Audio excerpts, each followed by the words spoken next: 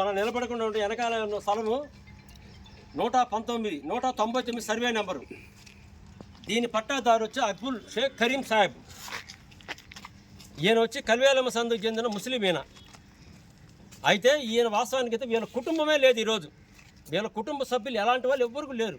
అయితే గతంలో ఈ రాజలక్ష్మ గారు అప్పుడు ఇవంతా ఫ్లాట్లు వేసినప్పుడు అప్పుడు ఎంక్వైరీ చేశారు వాళ్ళు కూడా దేందే పరిస్థితి అన్నప్పుడు ఆమె ఏం చెప్పిందంటే దీన్ని కూడా దాంట్లో కలిపేసేసి మొత్తం లేఅవుట్ వేసానంటే అమ్మాయి ఇది ప్రైవేట్ దారులు అప్పుడు ఆ రోజు జరిగింది.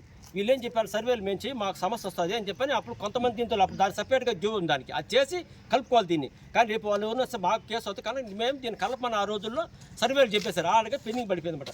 ఇది వచ్చి ఎకరా 32 సెంట్లు అనమాట. 199 సర్వే నెంబర్. పట్టాదారు వచ్చి అబ్దుల్ కరీం సాహెబ్.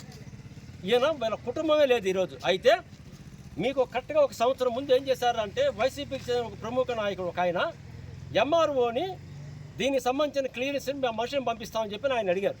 అయినప్పుడు ఎంఆర్ఓ వచ్చి నాకు ఇదే వాళ్ళు వచ్చి నాకు ఇన్ఫార్మ్ చేశారు అన్నా సోన్సోపా సైట్ మీద ఈ విధంగా జరుగుతున్నప్పుడు నేను నేరుగా ఈ సంవత్సరం ముందు జరిగింది. ఆయన నేను పోయి ఎంఆర్ఓ గారిని కలిసాను. సార్ పలానా సైట్ నేను ఆయనకి వివరణ ఇచ్చా. దీనికి సంబంధించిన కుటుంబ సభ్యులు ఎవరు లేరు. ఇది దయచేసి దీన్ని ఎలాంటిది చేయబాకండి, ఇది లేనిపోతే సమస్య ఎదుర్కొంటారు. ఆ కుటుంబ సభ్యులు లేరు అన్నప్పుడు ఆయన దాన్ని బ్రేక్ చేశాడు. అయిపోయింది. అయితే ఇప్పుడు ఏమైందంటే బహుశా మీకు ఎంత మాత్రం తెలుసో నాకు తెలియదు. దీని మీద దీన్ని ఏం చేశారంటే ఇన్లీగల్ని లీగల్ చేయడానికి ఒక ఇది క్రియేట్ చేసినారు. నాకు వచ్చే ఇన్ఫర్మేషన్ అది ఎంతవరకు కరెక్ట్. దీన్ని ఏం చేశారంటే ఆ ఒక్క పేరు గల వాళ్ళు తీసుకొచ్చుకున్నారు. అబ్దుల్ కరీం సాహెబ్ అనేటువంటి వ్యక్తిని తీసుకొని ఆ వ్యక్తి దగ్గర నుంచి నాకు అగ్రిమెంట్ చేసినట్టుగా చేస్తూ నేను పోయి ఏం చేశాను కోర్టు వేసా. నాకు పలానా ఆయన దీన్ని అగ్రిమెంట్ చేశాడు, రిజిస్ట్రేషన్ రావడం లేదు.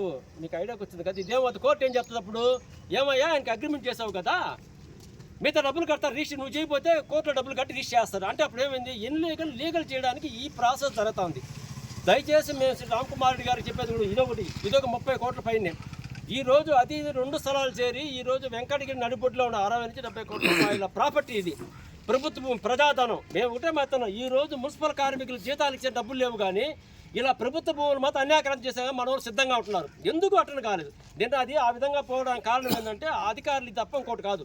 అసైన్మెంట్ ఎస్సీ పట్ట ఎట్టా సెటిల్మెంట్కి ఆ విధంగా కోర్టు ఇచ్చేది. కోర్టు ఎక్కడ ఇయ్యాల. కోర్టు ఇది సెటిల్మెంట్ ఎక్కడ ఇయ్యలేదు. కావాలంటే వాళ్ళ దగ్గర నుంచి కాపీ తీసుకోమంటున్నాం. మేము పబ్లిక్లోకి వచ్చి అయిపోయింది ఏమైపోయింది.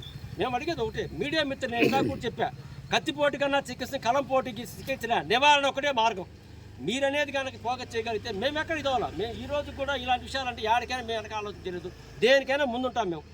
అయితే ఒకటి ప్రతి ఒక్కరు కూడా మాకనే కాకుండా ఇది అందరి సమస్య కనుక దయచేసి మిత్రులారా ప్రతి ఒక్కరు కూడా ఇలాంటి సమస్య వచ్చినప్పుడు మాదే సమస్య ఇంకెక్కడన్నా మేము ముందుంటా ఉంటున్నాం. మా తర్వాతే మీరు ఉండండి. దీని గురించి వెనక ముందు ఆలోచించేది మేమైతే ముందుంటాం. అది